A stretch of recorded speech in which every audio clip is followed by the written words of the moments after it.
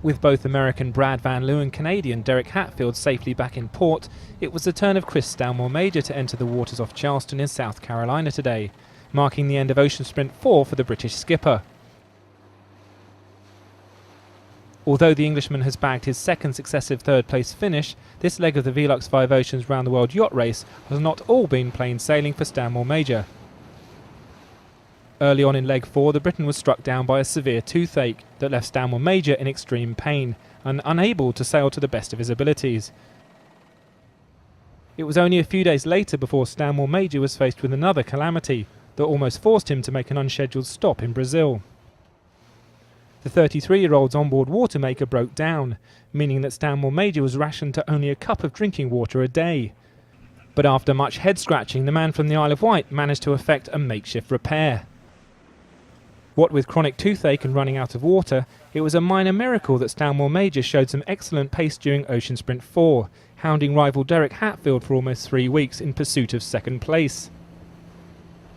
Unfortunately for Stanmore-Major'a, his claim to the number 2 spot on the podium faded in the closing stages of the leg, with the Englishman becalmed for the last couple of days on his approach to the eastern seaboard of the USA. So after 25 days aboard his Eco 60 yacht and an agonisingly slow last day of sailing, Chrisa Stanmore-Major'a finally crossed the finish line off the coast of Charleston at 9:45 local time. He had notched up over 6,000 nautical miles on his way up the Atlantic. It wasn't long before the assembled well-wishers got their first glimpse of Stanmore-Major'a as his boat Spartan arrived dockside at Charleston City Marina. For the second Ocean Sprint in a row, the Briton popped the cork on his celebratory bottle of champagne, marking his second visit to the podium during the 2010-2011 edition of the race. I think the racing was very, very close. There was, I think there was about 120 miles between Derek and Brad, another 120 between myself and Derek as he went over the finish line. But there was kind of the constant feeling that you can maybe move up, so maybe you could do something else at any moment that could win the race for you or win your particular part of the race.